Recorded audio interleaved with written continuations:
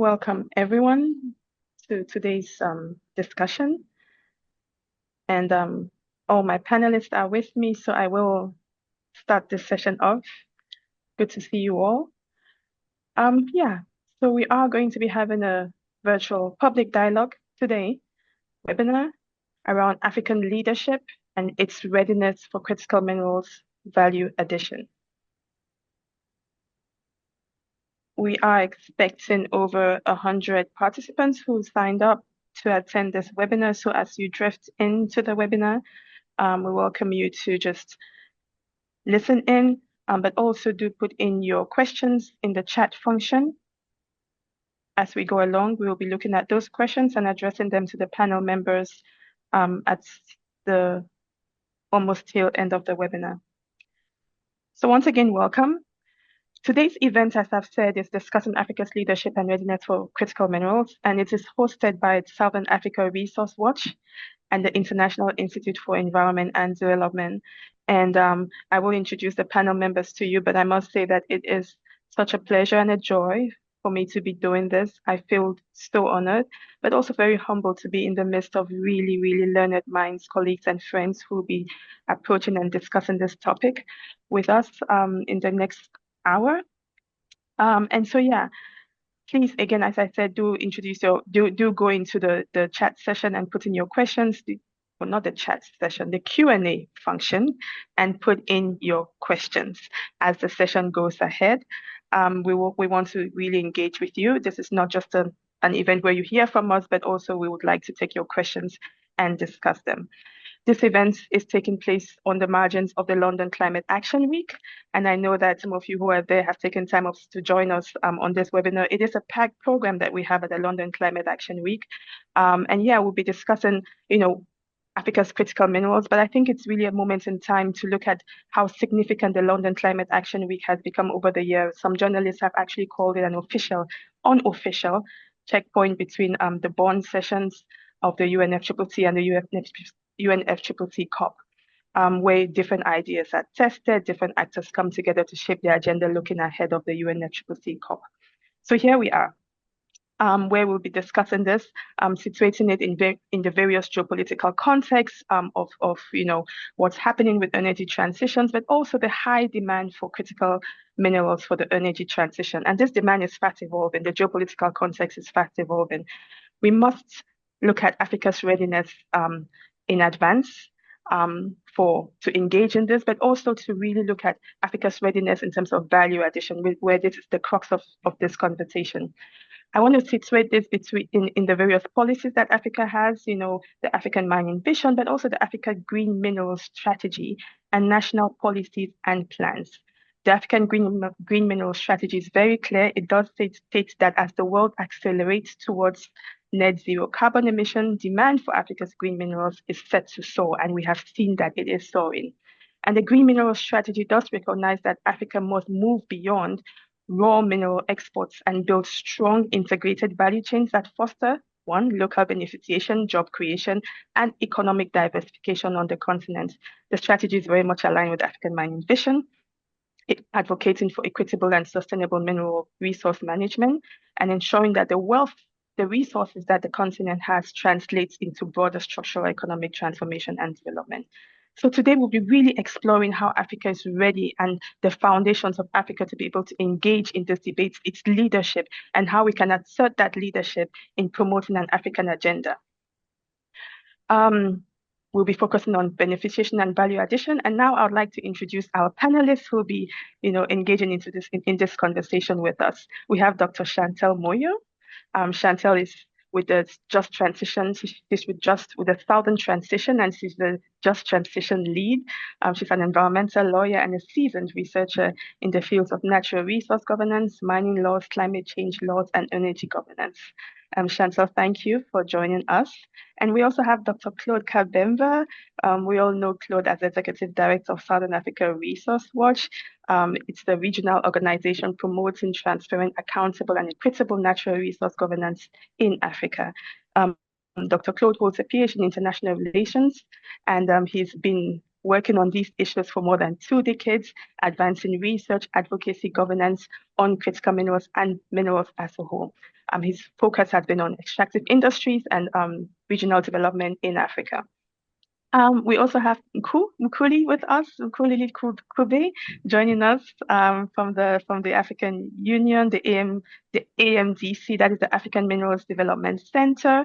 It is a specialized agency of the African Union, and in his role, Mukuli provides strategic operational support and coordination for the implementation of the African Mining Vision, its action plan, as well as looking at how solid minerals are integrated into Africa's commodity strategy.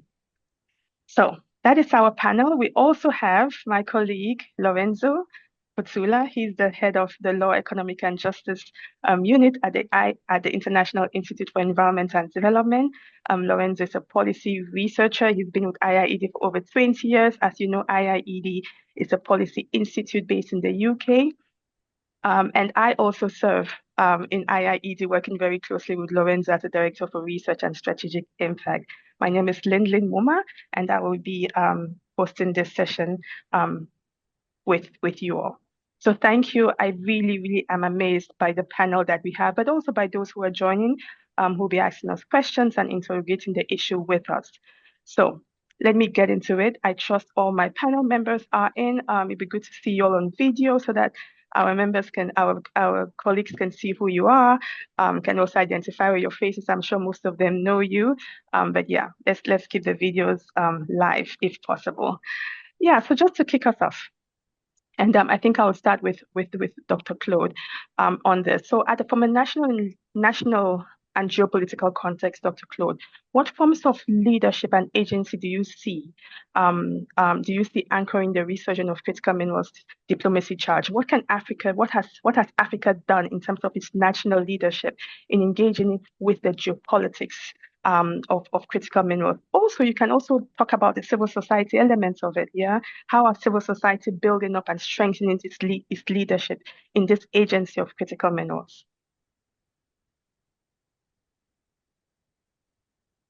Dr. Claude, you want to unmute your mic? There we go.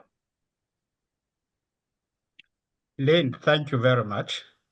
And thank you for the opportunity. And we really happy that we can collaborate with you guys.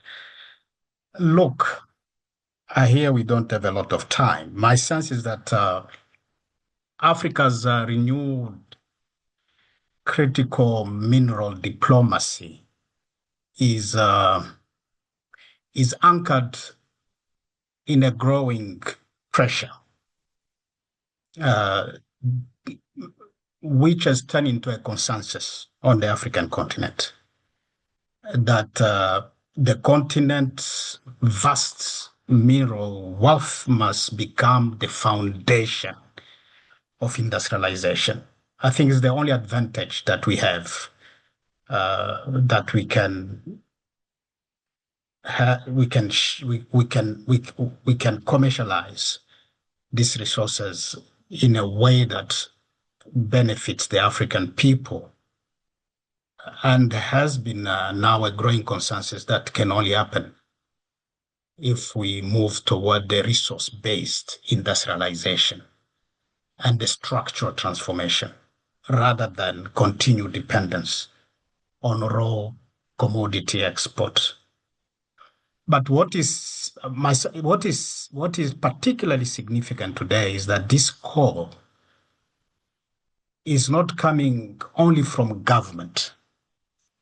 I think the work we do, where we go from peasants, mine workers, farmers, entrepreneurs, and traders in both formal and informal sectors, there is an increasingly common demand that Africa must industrialize using its abundant natural resources. My sense is that this is an aspiration which is also reflected in the position of governments, regional economic communities, and the African Union. I think we've got Mukululi here. So beside the pressure we see from people pushing government to opt for this position, we are also seeing the same type of attitude from international partners such as China. If you follow the FOCAC 2024, where China expressed its willingness to support Africa's industrialization. So, so we are seeing a different level where this agency is anchored. But this raises a fundamental question for me. If there is this broad consensus on industrialization, why are the results so limited? And my sense is that the vision is there to industrialize, and on the geopolitical level, there is some sort of emotional connection with the need for Africa to industrialize. My sense is that there is a big challenge of leadership capacity and implementation on the African continent. We have a vision to industrialize. We have that commitment, but we have not yet developed, my sense, the institutional capacity and policy coherence. I know we have policies and strategy, and there, my sense, there is incoherence to challenge our position in the geopolitics, in the current geoeconomics and around in the resource sector.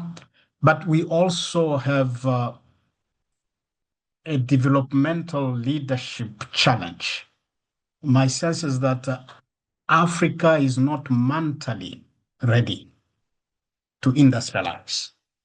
And that for me is big one. When you talk about civil society and what role we can play, my sense is that we need to continue to advocate for a resource-based industrialization. And we should not stop asking for that. Civil society should challenge the emerging risk that Africa once again becomes merely a supplier of raw materials. Remember, this demand for industrialization is not new. We've had it since independence. And for civil society, the objective should be to use the energy transition as a historic opportunity for structural transformation. But we should not forget our natural role as civil society. You remember there we can just influence. At the end, government make policy and government implement policy. But there are few things that civil society needs to continue to do is to advocate for a human-centered mineral economy. We need to remain pushing for this industrialization to have a human face. We need to ensure that the entire industrialization process, if it happens, is transparent, is accountable, both in terms we negotiate and in terms in the manner we use our revenues. Remember, while we are pushing for industrialization, the current boom gives us sufficient revenues that we can use to invest, to diversify our economies. But we are not doing that. And history shows us that we do not use properly our revenues. And certainly we need to place communities at the center of this discussion to ensure that the community participate and benefit to the maximum. Look, I'll stop there, Yes, but my thank you, sense is Dr. that push government to link mining policies with industrialization strategies, both at the local, national, continent, and globally, is important. And it seems there are a lot of gaps in that. Thank you, Dr. Claude. You have raised some really pertinent points there around a developmental leadership challenge in Africa to be able to advance the agenda of mining critical minerals and industrialization and value addition. And you make the point that, we've been discussing this since independence, and we have done this at the level of the AU, and we're still doing this in terms of even the policies that the AU has been releasing. So I'm transitioning over now to Muku. Muku, you and I were at the heart of the African mining vision about, 15, 20 years ago, developing that. But oh no, I'll say 15 years ago. But coming now, we have the strategy, the green mineral strategy. And the strategy is clear. There's that agency there. We just talked about it at the beginning, and Dr. Claude has also talked about it. Do you also see this gap of leadership, or do you have a different perspective in terms of where does the African regional bodies, institutions sit in terms of advancing leadership on critical minerals and the developmental agenda? Look, you might want to unmute. Thank you. Thank you, Lin. Great to be here, and it is a privilege to be part of this conversation/debate. And to head straight into your question, I will give a bit of context to it. I'm glad you did mention that the green mineral strategy is part of the AMV, vis-a-vis it is an Africa Mining Vision implementation tool. But for all intents and purposes, the AGMS actually is the implementation angle of the AMV, just focusing on those minerals that are said to be critical in other jurisdictions. And we will intently call them AGMS, green minerals within the AGMS, which is the African Green Mineral Strategy. So the context I want to put up here is, I'm glad there's been mention of what is coming from a historical perspective. And then we have to, of course, link it to how the current geopolitics remain. Let us remember a few things here. When it comes to industrialization, you're going to need money, right? You're going to need financing. It's something that I'm sure we'll talk about massively during this conversation. But let's start with that. I want to simplify it. You're going to need money, meaning you're going to have to control capital. Right. Industrialization is not something you wish, it's something you plan. Now, if you're going to plan it with finance or resources that you own, then it's going to be easier. If you're going to plan it from a financing perspective of being a creditor, right? Or rather, a person who is in debt. If you're going to finance your own development using debt, people think that is a functional thing to do. It is well and good to do it if you control the debt metrics, right? Global financial capital was never meant to support Africa the way that our industrialization would require, right? Movement from being so-called third world countries to becoming middle income, upper income. It will not happen the way that we want it to happen. It will be slow if we're going to take on what we consider as the bottom of the barrel scraps of global financial capital. Now, when it comes to leadership, we're talking about leadership, right? How Africa does have the leadership agency at the moment. Let's now accept that the current geopolitics in the world actually are creating vacuums that Africa can fill in when it comes to leadership, right? The global financial architecture is not the one that was there in the 80s. It's not the one that was there in the early 2000s.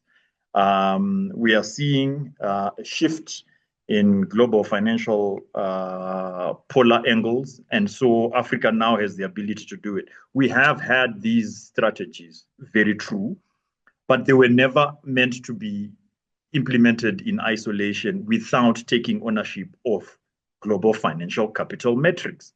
Now we can. And as such, this is an opportunity for us to then, as a continent, say, if we are going to create, for instance, an African credit rating agency, how is it going to be linked to us creating capital that amongst African countries, right, we know how to lend amongst each other without rating each other as triple C or D level, whatever the rating is that comes from other agencies. But as African capital owners, right, if we're talking about leadership, those are things that we now start thinking about, right? Our frameworks that have existed can now start coming into play on our terms, right? SADC, for instance, has a regional mining vision, right? With the way that things are going right now and the geopolitics of industrialization using minerals, right? SADC has the ability to start talking with a voice as a region that, from a perspective of the regional mining vision that SADC will have and will implement, will align to the AMV and all that. So that is how I then start talking about all the other issues. In 2000 and, let's say, in the year 2000, there was no such thing as the African Continental Free Trade Agreement, right? Come 2017, we have accepted that we have the AfCFTA, and based on regional integration metrics, right, the AfCFTA is going to push us towards a common external tariff. Those elements of leadership and self-agency are the ones that are going to ignite the dividends of some of these documents or strategies that we think are just strategies, right? AGMS speaks, the Africa Green Mineral Strategy speaks explicitly to the dividends that will come with Africa being a common external tariff space, right? Industrialization for the purposes of growing African industry, using African resources for Africa, pushes Africa to become a consumer of what it produces, and it will produce what it consumes. Things like debt will then start becoming a less of a debilitating factor if we know that we're creating things for ourselves, right? And then I know it will sound, controversial when you say you have to think twice about who you're going to pay first rather than paying what feeds your family. But these are the dynamics that, as a leader, Africa can now start talking about when we produce things that we are going to consume, right? At the moment, we're at the mercy of any and everyone who is our debtor, right? Or rather, who is our creditor. And we are in debt to anyone and everyone who brings in any amount of money to say, here's your money to finance your development. But now we can change this if we do take the role of being a leader. So to finalize it all, right, I'll give the leadership on multiple angles, right, to show you that we now have a different way of dealing with things. I spoke to the regional integration and trade angle. We now have the AfCFTA. We now have the African Alliance of Multilateral Finance Institutions, something that didn't exist in the early 2000s, right? We now have a Pan-African Decarbonization Institute, right? These are universities. At university level, we have universities talking to each other on how to coordinate research and development for the purposes of developing these minerals into technologies that we are going to use in continent. That's leadership agency, right? You have the African Credit Rating Agency. I mentioned that before. And then finally, it is finally coming to fruition that we are talking about Africa's financing institutions or financial institutions. The discussion on an African Central Bank, an African Investment Bank, an African Monetary Fund are things that we're now talking as a reality that can be mooted, right? We can move from what we considered a wish list in 1981, right? I think that was the Lagos Plan of Action, to what is a reality, can become a reality in the next 20 or so years, thanks to the dynamics of geopolitics right now. And then finally, of course, just to show you that we can win here, we now have an African Energy Bank, something that 30 years ago, no one would have thought would ever come into fruition. We now have it. Yes, fair and fine, it's not yet moving at the pace that we wanted to move at, but we are demonstrating that the agency of leadership as a continent is now coming into play. I think that's where I'll stop for now. Thank you, Mkhuli, on highlighting all those positive steps at a regional level in Africa. You've talked about quite a lot of them, the Pan-Africa Decarbonization Institute, Africa Credit Rating Agency, Africa Central Bank, which is still developing. And I can see that there's definitely a lot of movement at the regional level. Maybe Dr. Claude wants to come back at some point on how these are being taken up at the national level and how these are being implemented at the national level, even from the context of the AMV, which was developed a while back, and the most recent African Green Minerals Strategy. I do want to come now to Dr. Chantal. Dr. Chantal, thank you for coming here and being with us. I really appreciate this. I want to focus, Dr. Chantal, on community leadership. We know, Dr. Chantel, that if there's anyone who faces the first impact and the most lasting impact of mining activities, is the communities who sit and occupy the land where these mining activities take place.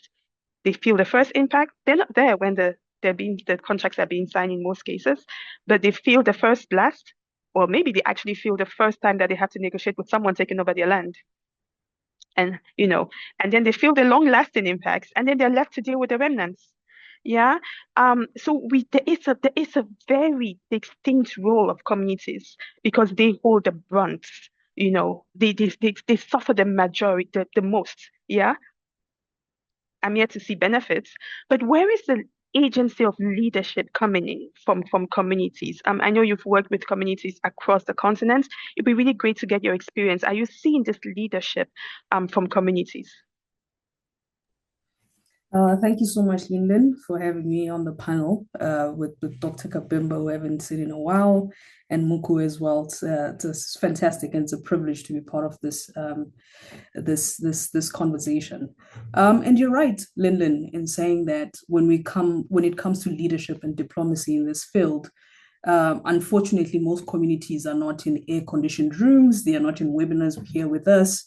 They are not in the spaces where real decisions are made so far as mining contracts are concerned, negotiation of contracts, tenure of contracts as well.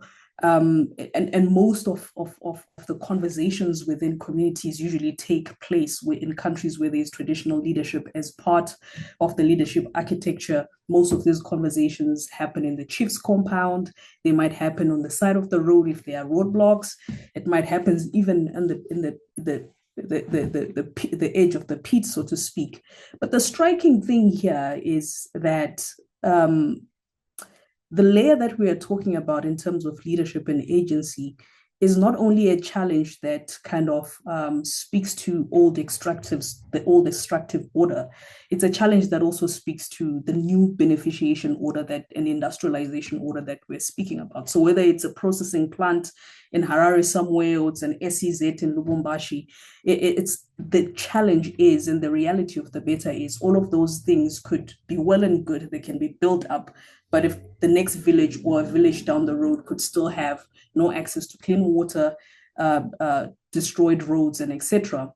So, when we're talking about communities, I think one of the most powerful tools, especially for African resource-rich countries, really for communities to leverage on, is the social license to operate, right? So, the consideration that communities are not just passive recipients of mineral mining and mineral resource impacts, but they're active agents whose consent is part of the success of any project and the economic development of any country, cooperation, as well as their resistance in most instances. And I want to give an example of a study that has recently been published on Ghana, because that Ghana has not recently, but as far as 2023, discovered lithium deposits in Mustiman. I hope I'm saying it right for those Ghanaians that are joining us on the call. So this is a discovery from 2023, but the study that is published in 2026, right? And Ghana is not like a new player in mining. They have hundreds and hundreds of years in terms of history, in terms of mining, in terms of communities, in terms of interaction between communities, the government, and the interface with private companies. But this study already shows that there has been a lot of livelihood disruptions by this particular discovery. And most of those factors are attributed to delays in regulatory processes and the exclusion of communities in decision-making processes, as well as the inadequate compensation that disrupts livelihoods. But then you have to think about it in the bigger picture. Even if these things exist, Mku spoke about financing some of this industrialization, some of this beneficiation. What happens then? The question becomes, what happens when this is led to continue? If we continue excluding communities, the consequences are clear. Disruptions in projects, we have high operational costs, not only for the mine, but for the states. But then we are seeing, it was very impressive to attend the mining in the beginning of the year. And we're seeing community leaders coming to these platforms, coming to this fora. And I know Dr. Kabemba spoke about the pressures from the communities, because fortunately, communities, we might sit in different in different spaces and forget what we speak about. But communities don't forget what happened 20 years ago in their communities, where mine comes and it extracts and it leaves so much environmental degradation, no development that they can point to. Now that we're at the stage where we are looking at minerals that contribute to low carbon economies, they also remember those things. And it's fantastic to see them being part of the conversations, being in the room to say to governments, you need to do better, to say to corporates, there are principles that on due diligence that most of you're not adhering to in our communities. So that's the kind of agency and that's the kind of leadership that we're starting to see. And it's fantastic to see that this leadership and such coming from the communities in which Wonderful. Thank you so much, Dr. Chantel. I really like the fact that you talk about Ghana. Ghana is not a new player when it comes to mining, but the fact that in 2026 we still see these studies, where we're looking at delays in regulatory processes, compensation means that we still have a long way to go. I'd like to just come back to Dr. Claude here. Dr. Claude, you made a very broad remark, very striking remark that leadership gaps remain in Africa.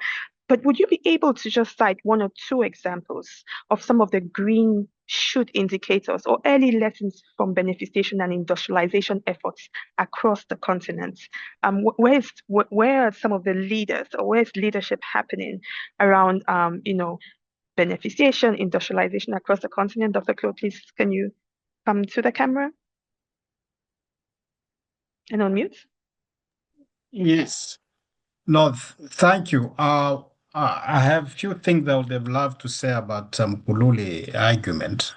Certainly many things are happening, but whether those things will translate into an industrialized continent remain to be seen. My sense is that industrialization is driven by is politics.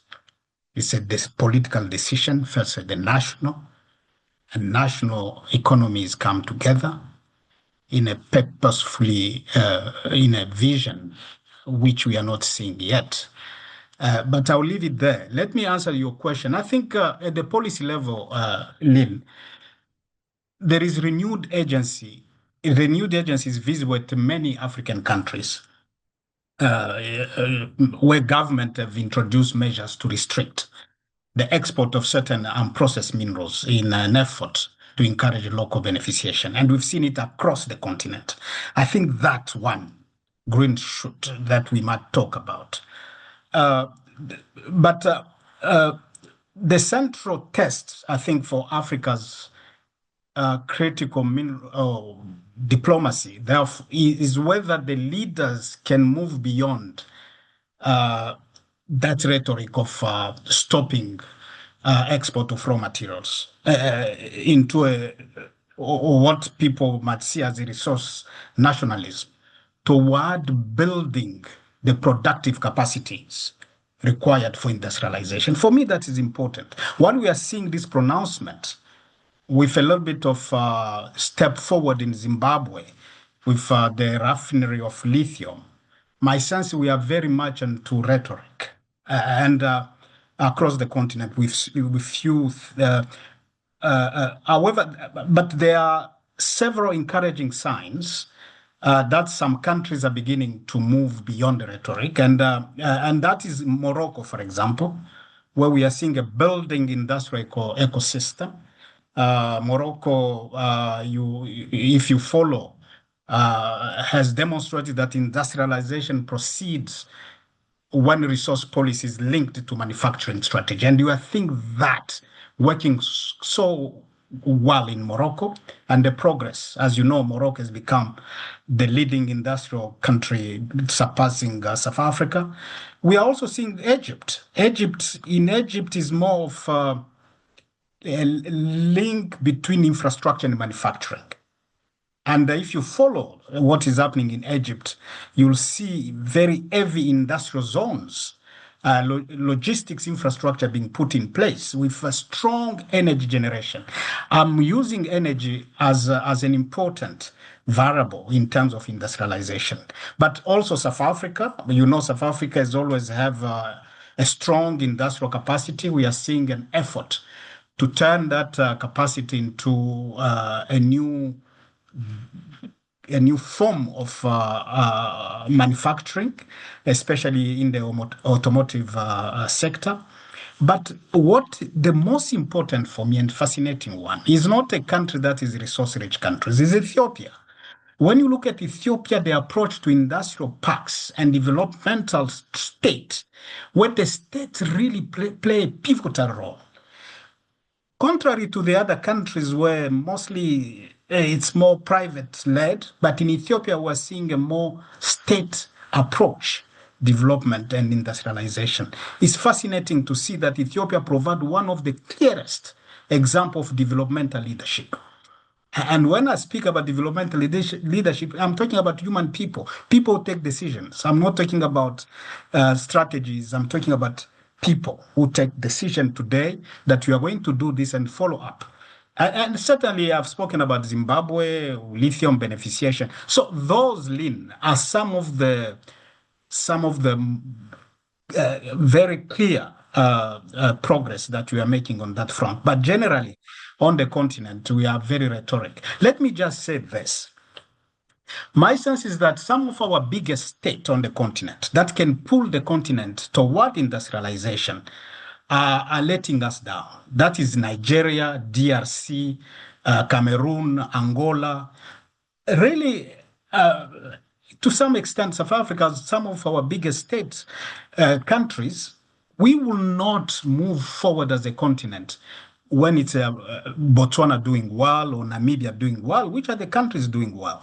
But we need this big state to come to the party.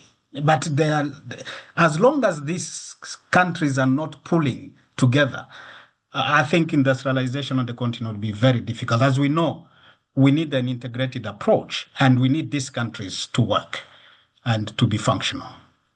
Wonderful. Wonderful, Dr. Claude. Thank you for those really great examples coming from the continent. Amazing to see what's happening in Ethiopia. I think we're all witness of what happened in Ethiopia last year during the Africa Climate Summit.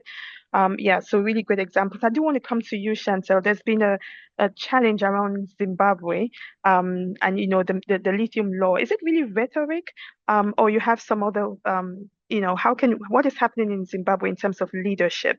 Is that a green shoot that we can look to and learn from? Thank you, Lin. And yeah, it's fantastic stuff that's happening in Zimbabwe, and Dr. Kabemba did touch on it. But I just want to give some background of how we got here, right? So in April, it was all over the headlines that there was, locally processed concentrates left Zimbabwe for China, right? So I just want to give background of how we got to April, to that juncture. So everything really is, and you'll excuse me, I'm a lawyer, so I will be a bit legal so that you follow where the story goes.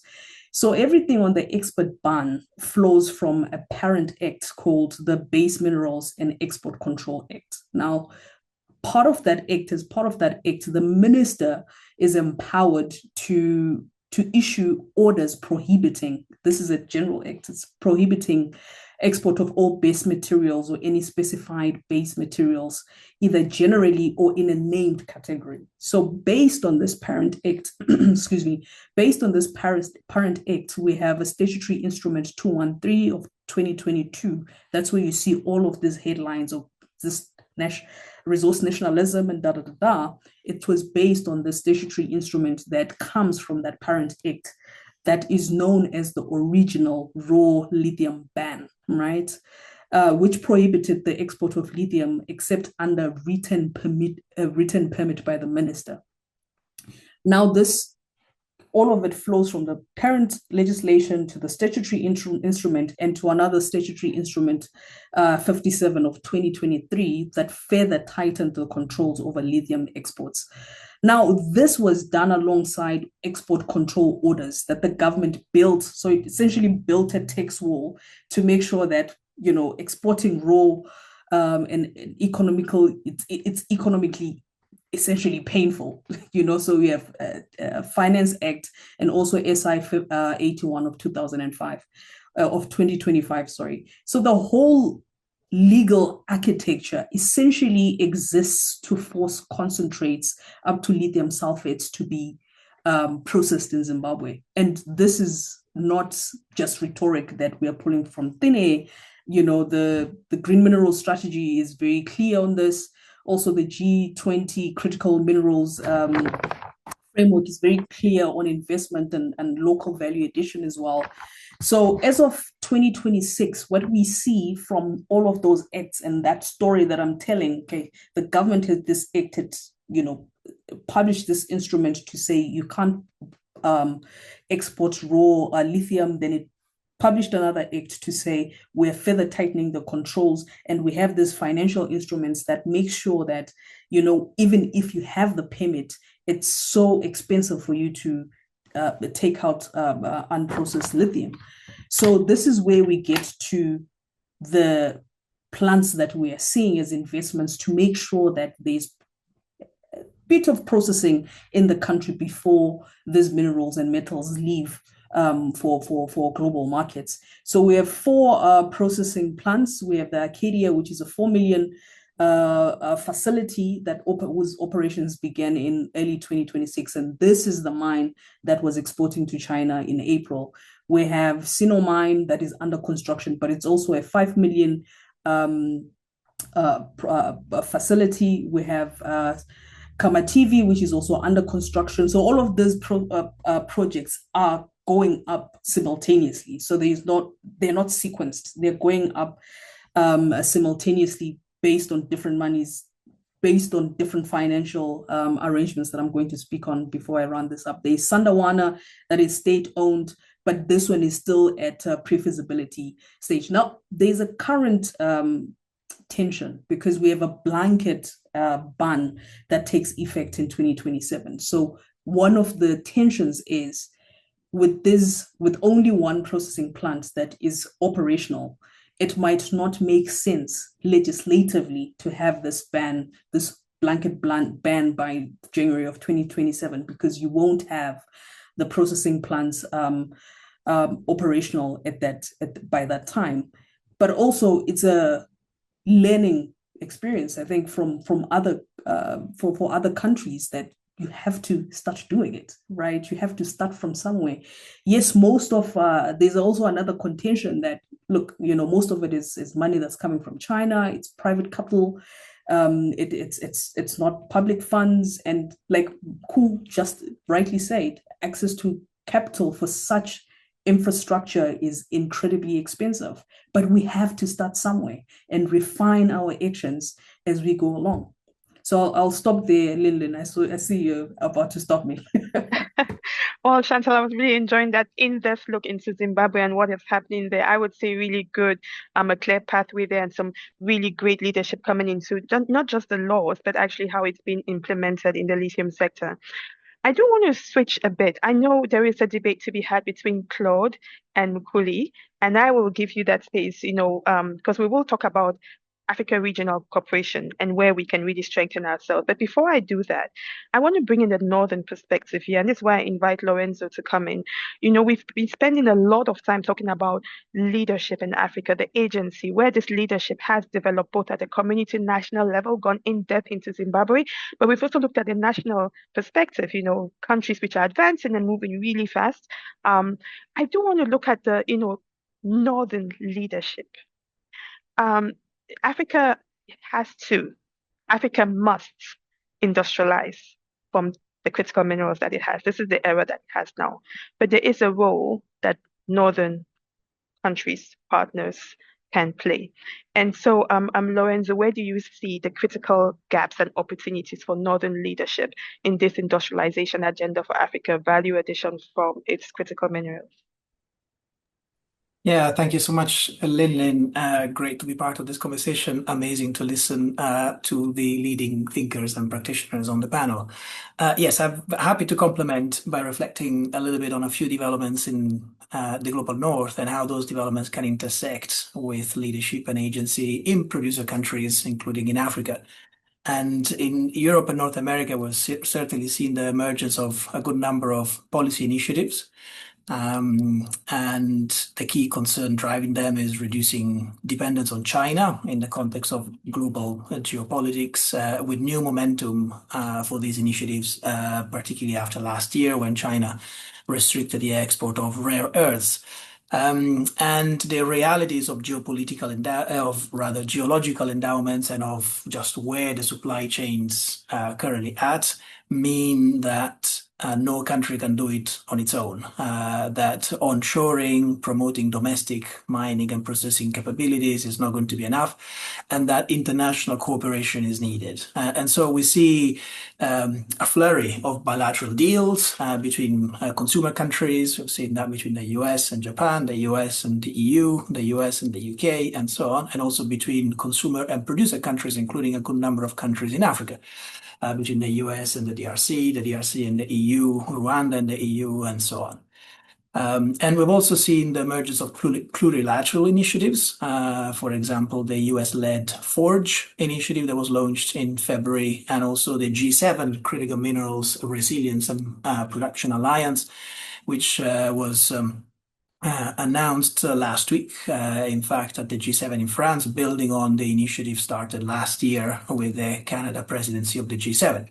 And in this context, particularly with regards to the plurilateral arrangements, there's been a discussion of a plurilateral trading bloc that would sustain essentially the emergence of critical mineral supply chain ecosystems outside of China or less reliant on China, which would be supported by a range of mechanisms of price, subsidy, traceability, and so on. And the details are as yet unclear, really, but what is clear is that in order to succeed, this type of initiative will need to mobilize capabilities from across the entire critical mineral supply chains, right? So capital, technology, processing capabilities, and of course the minerals themselves, right? They're at center stage of all this. And so there will need to be some sort of involvement for these initiatives to succeed of at least some producer countries.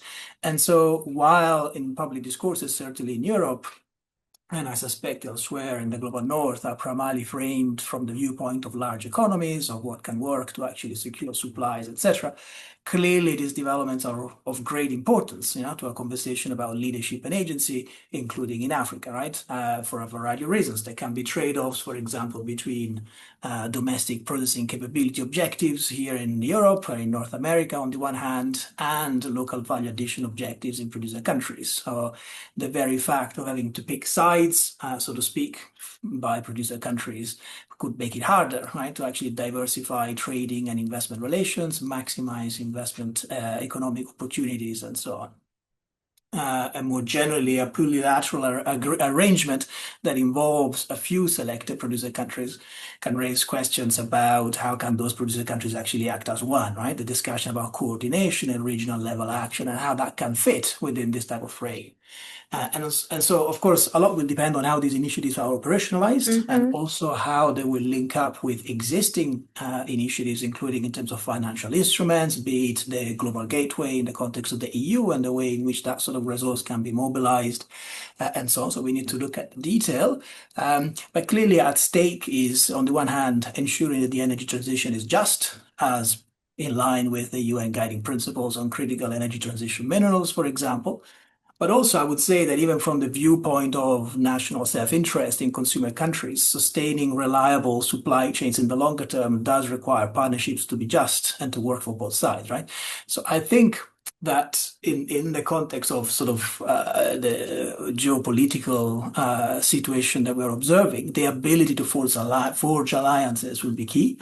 And so in that context, the ability to listen and engage with the leadership and agency of producer countries, including in Africa, is going to be critical. And so I think there are pressures on the one hand to frame issues in terms of economic security and national self-interest, but I think there are also the ingredients there that can sustain an approach that actually speaks to the question of agency and leadership, not just both in Africa, but also in response to it on the part of, or responsiveness to it on the part of countries in the global north. Yeah.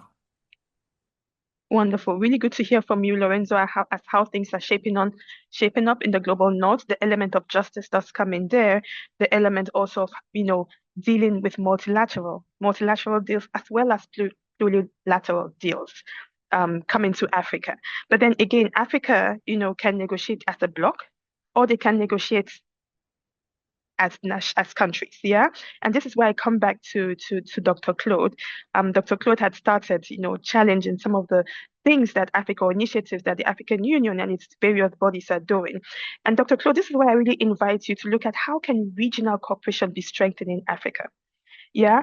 How can we strengthen our bargaining position to be able to, deal not just fairly, but I would say in a way that actually benefits and advances our own agenda, our developmental industrialization agenda. So looking at all these instruments at the regional level, at the AU, what is it that we can do better? I think those instruments are important, but they are not the defining factors for us to industrialize. Just to say justice in this, we talk a lot of energy transition, I think the G7 in Paris just demonstrated that the different powers and blocs are not prepared to have a just energy transition. And for me, justice is not given. You need to fight for it. And I think Africa will need to fight for it, and will need to ensure that access to strategic minerals or green minerals happens on its term.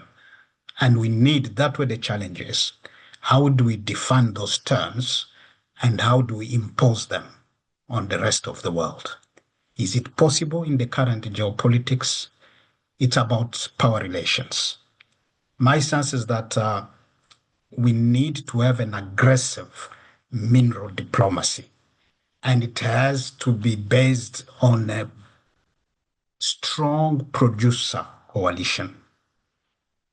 That's where the regional integration, continental integration start to work, is when we agree to work together. It seems to me, despite all the structures we put in place, we have not come mentally ready to work together.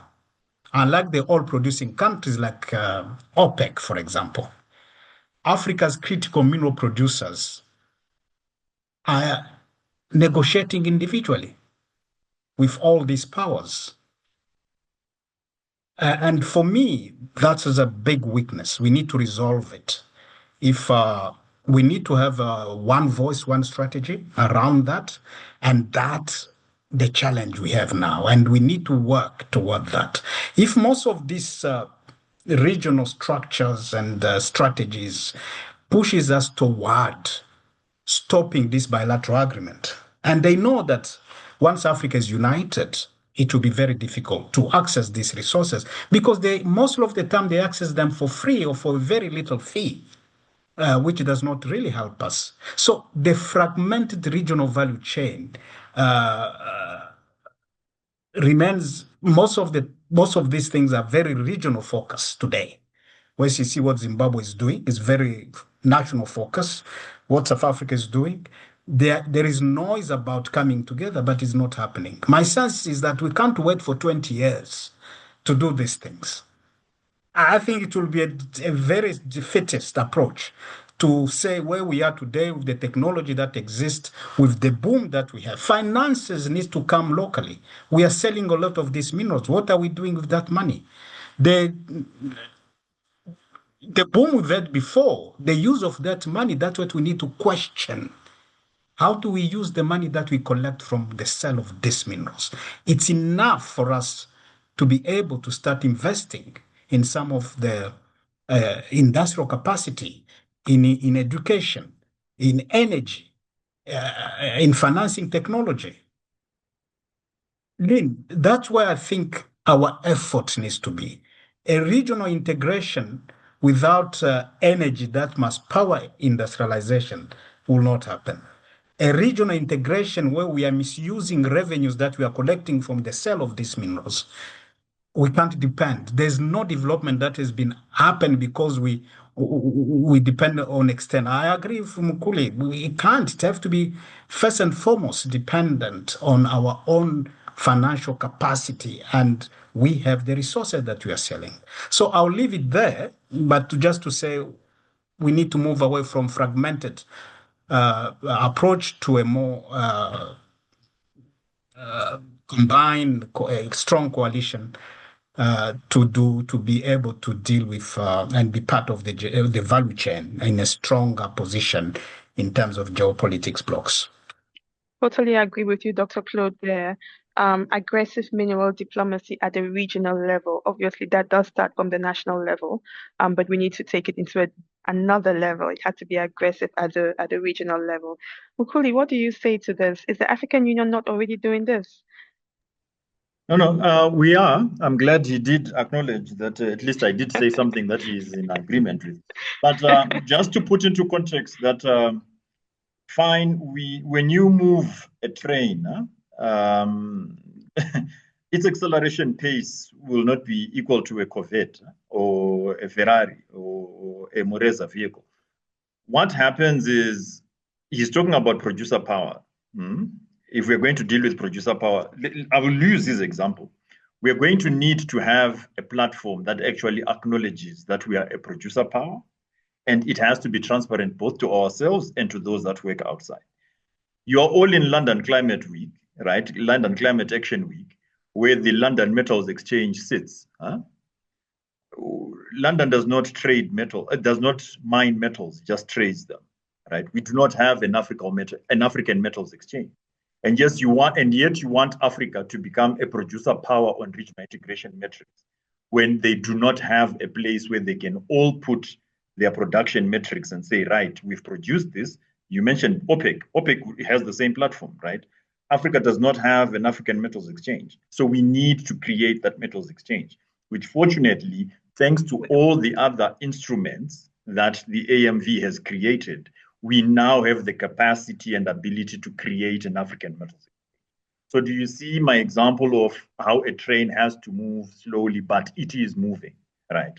Without the mineral energy and resource classification framework, I would not be able to think of creating an African metals exchange. But now I'm able to do it because all the other tools that have come across that we have actually developed the past 10, 15 years as a continent can now help me actually craft an African metals exchange. I can do it from a continental perspective to say we're going to trade these metals in continent and then think about how we will deal with anyone who's beyond thanks to a common external tariff, right? So these are all things that are in production, are moving, but as I am saying, it will not be as fast as we would want it to be, but it is good to have checks and balances, right? Yeah. We have the whole African Minerals Governance Framework that pushes countries to self-introspect on whether or not the AMV is actually embedded, right? These are all things that are working, and until we get all of them to work at the same time, it will seem like there is no progress, but progress is there. So yes, I agree. Muku, yes, I really like the fact you talk about how slow that train is moving. And I think that what we're trying to move here is the train to move faster, right? And it could go faster if we have a lot more national buy-in, a lot more national implementation of all these policies and instruments that the AU and its other bodies have put in place. I guess maybe you want to refer to that at some point, but we do need national buy-in to get to that regional level of accelerating our pace of development as a continent, yeah? Maybe do come in at some point there. Panelists, we have questions flowing in, and I do want to leave some time for you to be able to respond to those questions. I think we have about 8 to 10 questions already, building up on the conversation. So the last question I'll be asking is to all the panelists, sorry, to kind of like start giving some sort of concluding or some initial wrapping up remarks, right? In terms of, what could a genuine, equitable energy transition partnership look like? We've heard Dr. Claude say that, justice is not given, it is fought for. And, it has to be fought by one party, and one party has to be willing to say, okay, I've lost the battle. So I'm going to start with you, Lorenzo. What could a genuinely equitable energy transition partnership look like to scale beneficiation in Africa? Yeah, thank you so much, Lynn. And I would certainly be interested in other speakers' sort of perspectives on what they see as a sort of equitable partnership with Africa.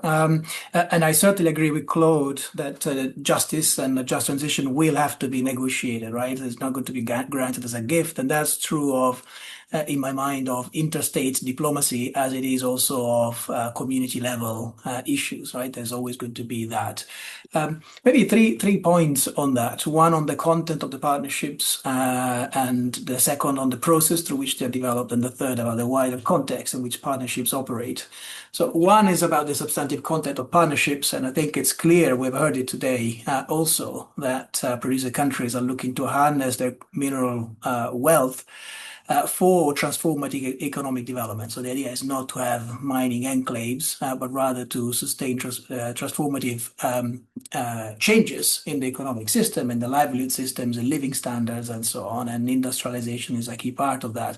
And if partnerships are to serve as an instrument for that, then they need to establish clear routes for it.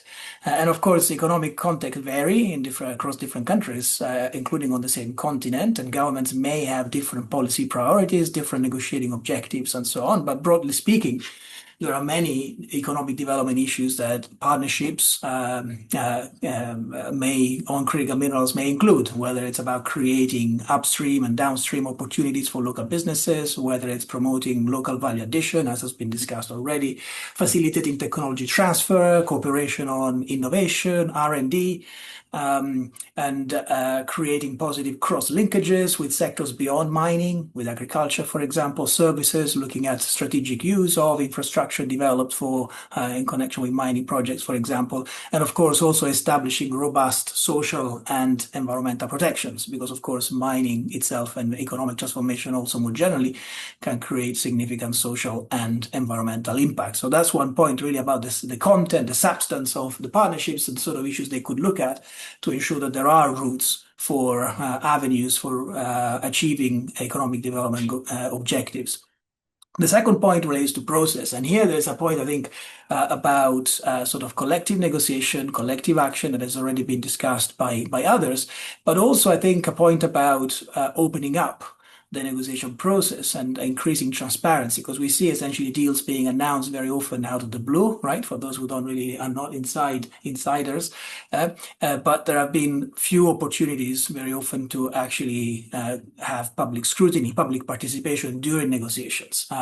Also, we see MOUs and sort of this type of flexible agreements that do not require ratification. So that means that the safeguards that would exist in many countries around parliamentary ratification of the treaties and so on would not apply. So that also limits opportunities for public oversight. And finally, while some jurisdictions publish systematically the MOUs they conclude, the EU is one of them. There are many critical minerals partnership agreements that we know of, but we actually don't have access to them, right? So haven't been publicly disclosed. And clearly, if we're saying that agency and leadership is not just governments, it's also civil society, it's also communities, there needs to be a change in this area, right? So actually have greater openness in the process. And then the third and final point, very briefly, I promise, is really about the wider context in which partnerships operate. And there's we have partnerships being negotiated, but they don't happen in a vacuum, of course. There is a vast network of trade and investment agreements which do shape space for agency. For example, WTO rules, investment protection treaties, they can limit options for industrial strategies, for example, restricting requirements on local content, domestic processing, technology transfer, and so on, right? So we want to avoid a disconnection where you have partnership agreements that provide openings for local beneficiation, but then they have the hard law rules of international economic law that actually make it harder in practice. So increasing policy flexibility should be a key part of that. Wonderful.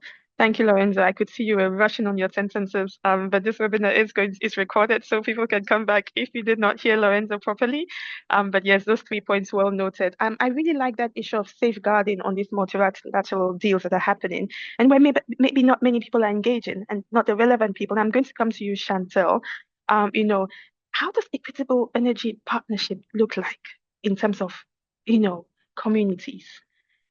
How can we build on that? Just some of your wrapping up remarks as we prepare to take questions from the audience. Okay, fantastic. I'll keep mine very, very short. I mean, we're talking about here local value addition, we're talking about beneficiation, all of that. We have to get energy right.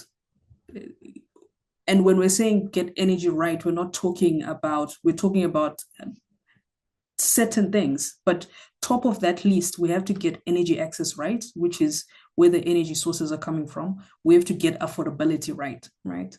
And the approach that we use at Southern Transitions, the whole of society, whole of economy, it has to be inclusive. It can't be dominant players that have been voices in the mining sector or voices in these tables continuously to the exclusion of those that we think their voice doesn't carry. Everybody has to be at the table. And so far as partnerships are concerned, I think mutually beneficial partnerships is something that we need to start looking at.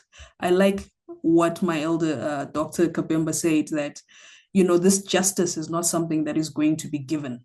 And I beg to differ with Lorenzo. It might be, yes, there's a level of negotiation that is part of the process, but there is explicit and intentional leadership that has to come from the African continent. Without that, we are just running around our tails. Thank you, Leland. Interesting there, in terms of how justice can be delivered. Dr. Claude, I'm really going to come back to you. In terms of the national leadership, and just building on even with communities and how some of these bilateral deals are being done. Dr. Claude, honestly, some of these deals are not equitable. A lot, if not all. What can we do differently? For equitable energy transition partnerships to happen at the national level? I think we need to deal with the power relations. Mm-hmm. We're still very much disempowered by the global economy. And I don't think we'll achieve much in the current unjust global economy. Our drive is, how do we make the global economy just? That's the fight.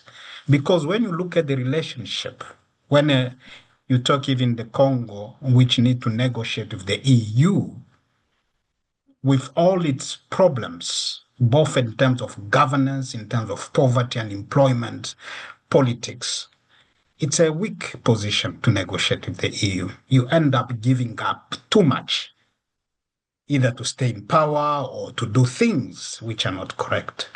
And that goes with China, with African countries. My sense is that both at the national level,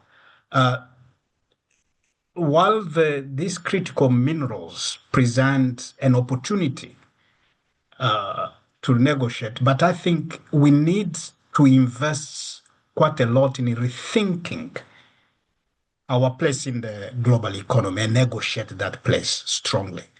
And that will have an impact on how countries, and we've agreed that individually we are too weak. And that's why I'm saying all these things that we are putting together at the continental level are important.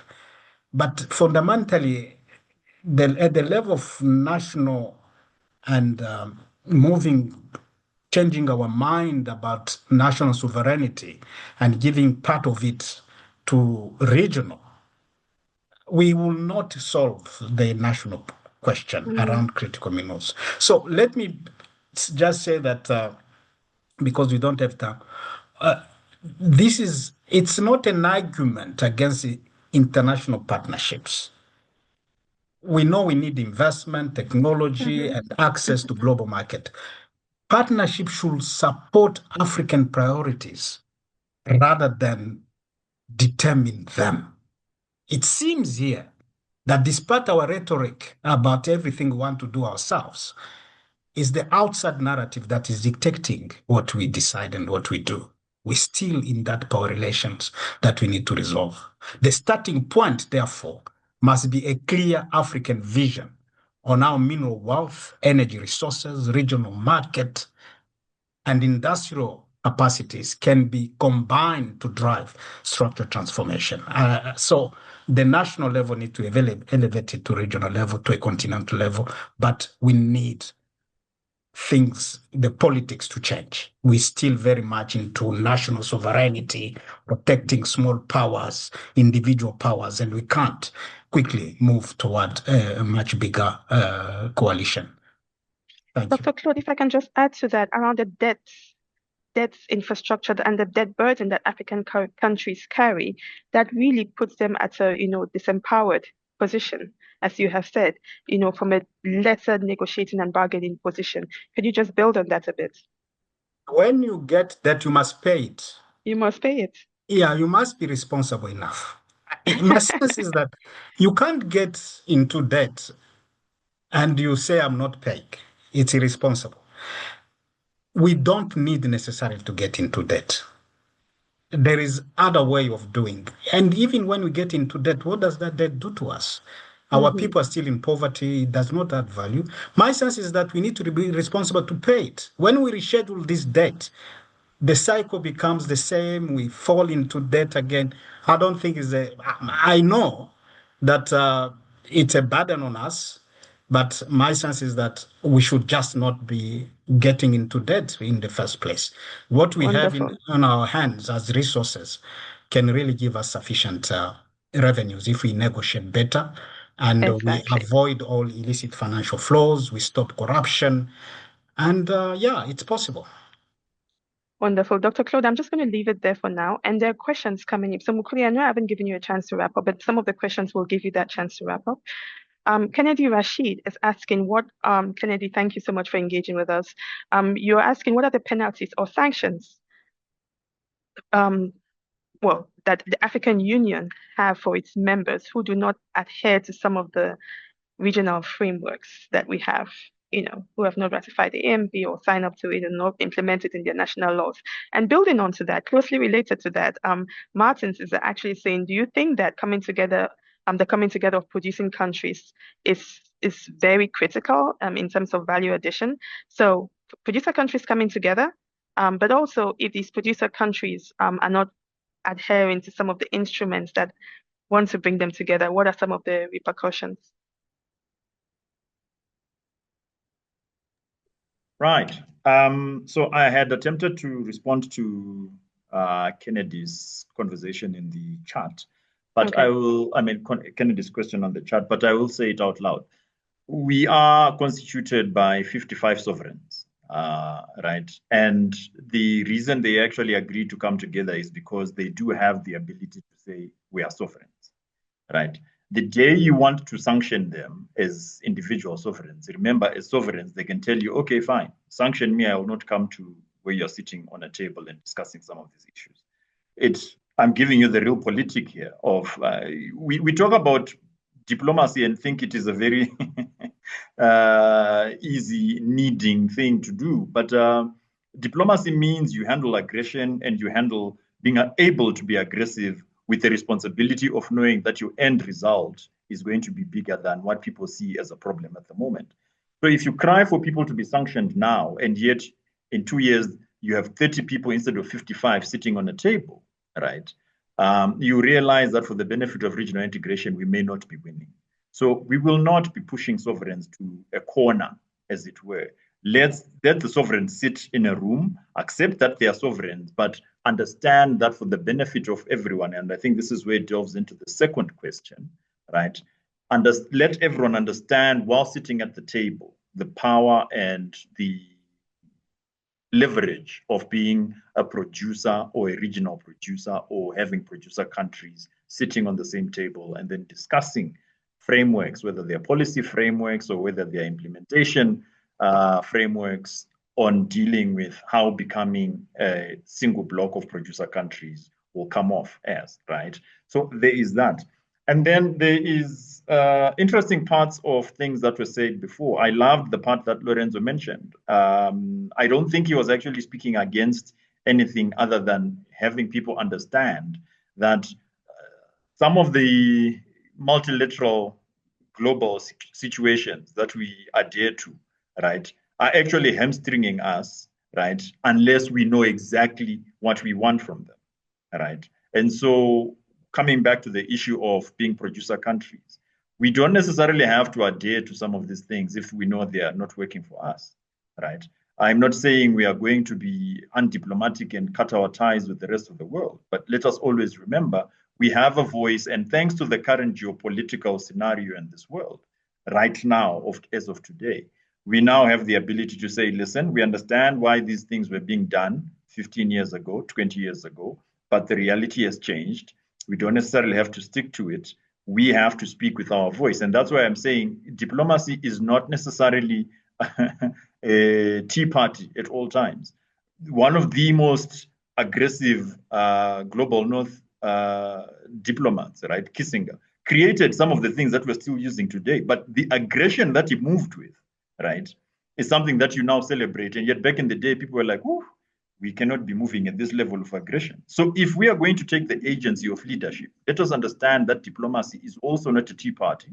We have to do it in a manner that is responsible, yes, but we also have to know that we have to step up and do what needs to be done for the benefit of everyone, but at the same time, taking care of our own, right? So I don't know if that actually responds to what Kennedy and Martins wanted to say, but I think that is it for now. Thank you, Nkuli. I'm sure if Kennedy and Martin have some concerns, they'll come back to us. I do want to just go into a bit of the national context again. There is a very critical question that has been asked by Abrihet. I hope I'm saying your name correctly. Please forgive me. He's asking that many critical minerals deposits sit directly on the biodiversity hotspots or protected ecosystems. And there's some trade-offs that are being made, right? So how should African governments evaluate the trade-offs between clearing forest ecosystems for green transition minerals versus preserving biodiversity to combat climate change? Chantal and Claude, would you be kind enough to just expatiate on this? Yeah, sure, Lyndon. I can go first, if that's okay with Dr. Kabemba. It's a major issue. There is legislation on no-go zones, especially when it comes to mining. But most of this, I'll also give you an example of Ghana. I am not Ghanaian, just as an aside, but I absolutely love Ghana and the work that they're doing, especially legislative reform in the mining sector as well. Ghana has a law on no-go zones, but most of it is designed because of Galamsey. I know I'm not saying it right out of the bit, but most of it is not enforced, and it's not enforced the way that it's supposed to be. The implementation on most of these laws is incredibly poor. Same goes to most African countries that have got absolutely amazing biodiversity laws, environmental protection laws that are very explicit in terms of protecting biodiversity. But it's just unfortunate that some of these laws are on paper, they exist. So it's not like the laws, these laws don't exist. They do exist, but they are poorly enforced. Thank you, Chantal. Maybe so far as trade-offs, I'll leave it to Dr. Kabemba. Yeah, so you and me both, we have a love of Ghana and Galamsey mining, small-scale mining sector. And the regulation of it is one thing you bring out. I think also maybe Dr. Claude, you can expatiate on that implementation, or how permits are being given out, as pertains to mining at the national level, and how that is even on the geological surveys. In short, how is that being implemented? Is it really being implemented well? Dr. Claude, over to you.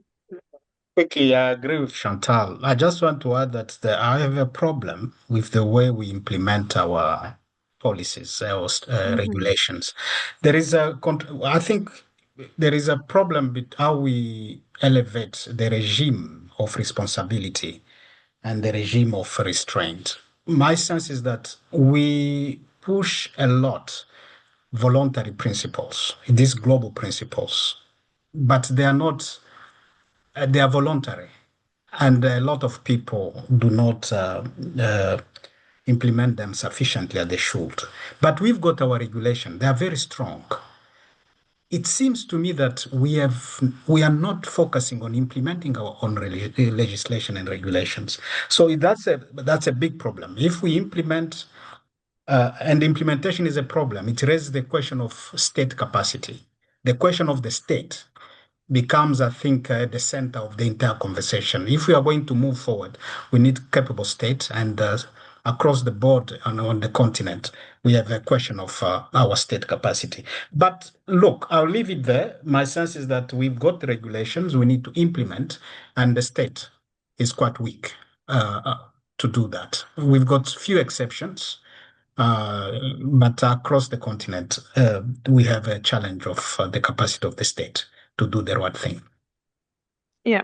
No, definitely, Claude, you build a lot around implementation challenges. And I think maybe you're responding to this question that is there, but we can still ask it and we can build more on it. Mr. Anonymous or Mrs. Anonymous is wondering what mechanisms have proven to have the most impact in balancing the role of foreign investment in the mining value chain with meaningful local participation and ensuring that the economic benefits are equitable, distributed to host communities. Dr. Claude, do you want to share some examples of some of these mechanisms at the national level? I'll also open it up to Chantal. Lynn, I think it all depends how we negotiate our contracts. Exactly. I think that's why civil society needs to play need to do a lot of work in monitoring how government negotiate contracts and what is agreed in those contracts and ensure that those contracts are transparent. And we've seen progress really in terms of distribution of benefits. You take the country like Congo, the DRC, despite all the challenges it has, when you look at the distribution and what should be going to community now in terms of revenues, it's quite enormous. A lot of money now go to community, but you see the weakness of the state at the central level is replicated at the local level. That money disappears in people's pocket, no strategy properly to use that resources properly to invest in infrastructure. So I'll leave it there. I know we don't have time, but my sense is we need to negotiate better, and we need to monitor those contracts as we negotiate them.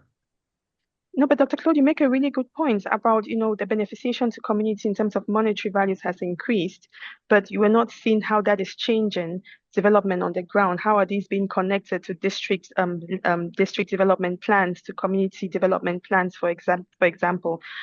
Chantal, do you want to build a bit more on that? Yeah, thank you, Lyndon. I think the example that I would give, it's a very, very easy one for those on the call.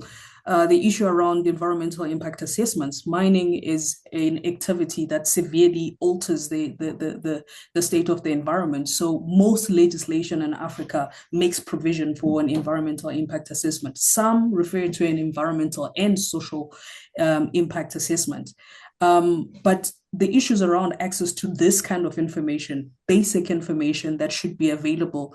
In some legislations, actually, there's directives to make sure that an EIA is available to communities.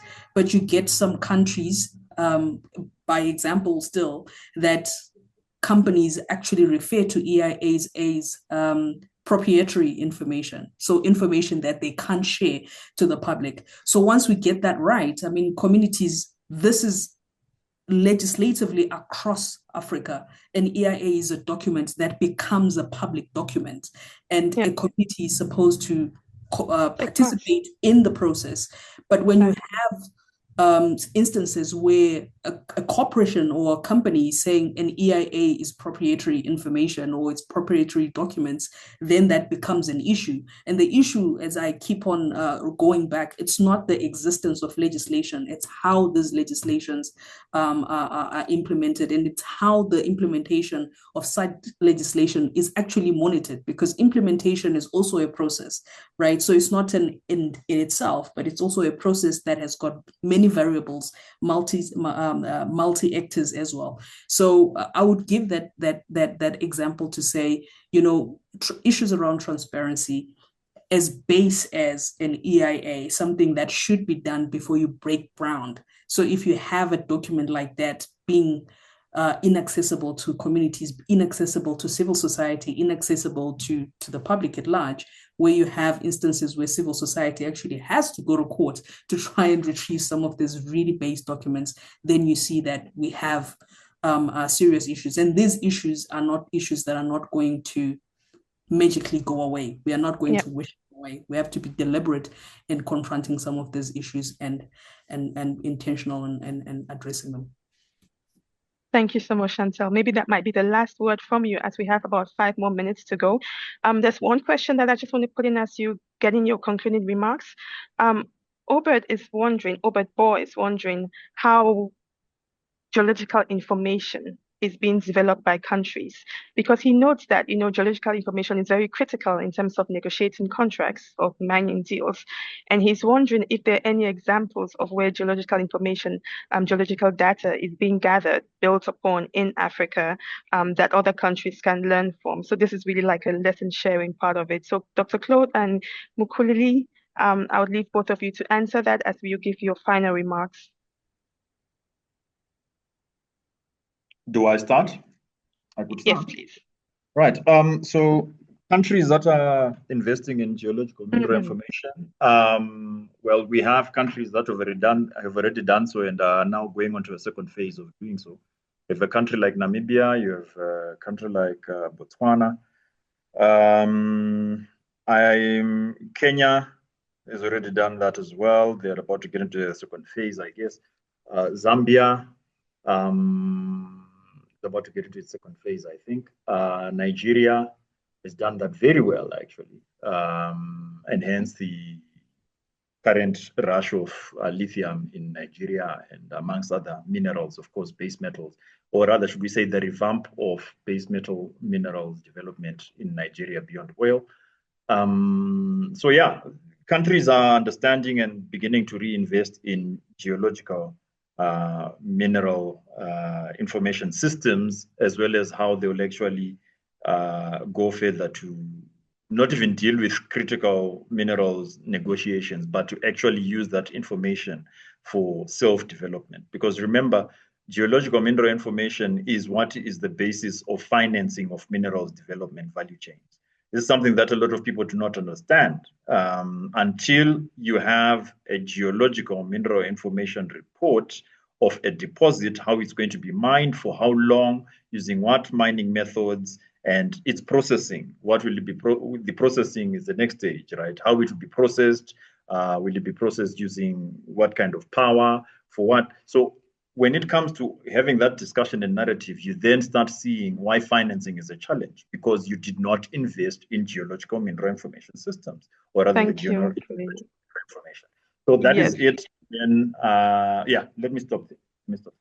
And yeah, Chantal also shared that Zambia has invested or is investing in geophysical data, which I think will be concluded by the end of this year. So thank you, Claude. No need to come back to that. Lorenzo, some final remarks from your end also before I wrap this up. Yeah, thank you so much, Lyndon. And really enjoyed listening to the discussion. It seems to me that the mineral endowments themselves create leverage.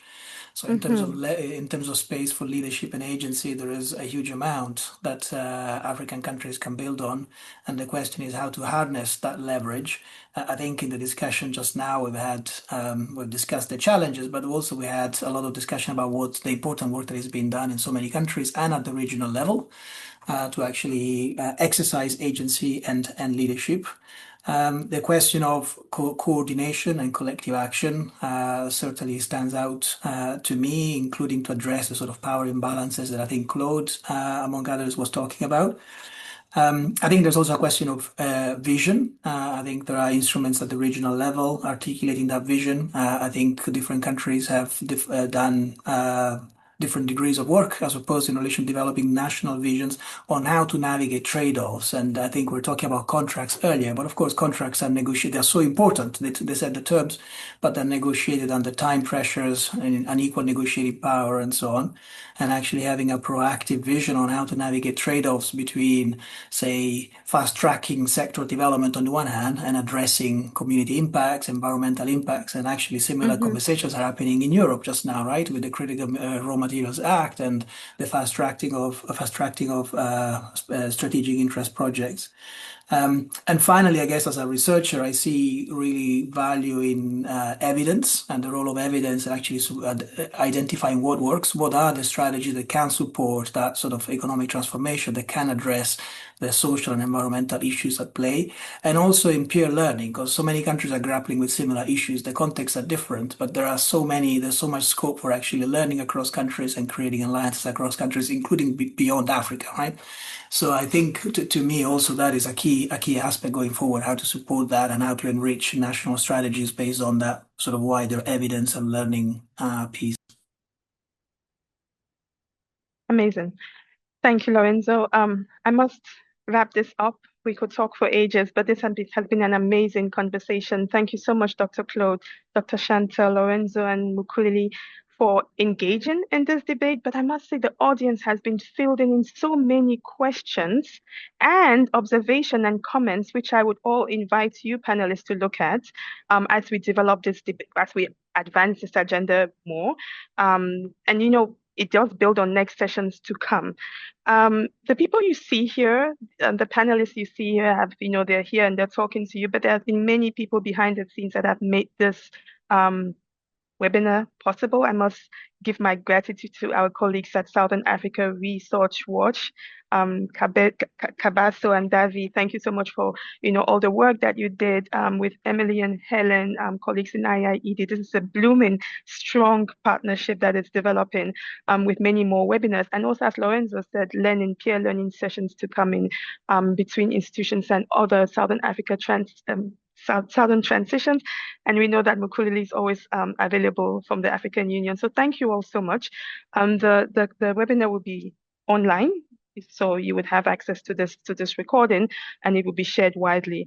Other than that, do have a good afternoon for those of you who are in London, for those of you who are in that time zone, and you're wrapping up your day. So good afternoon to you all. For those of us in this side of the globe, it's still our morning.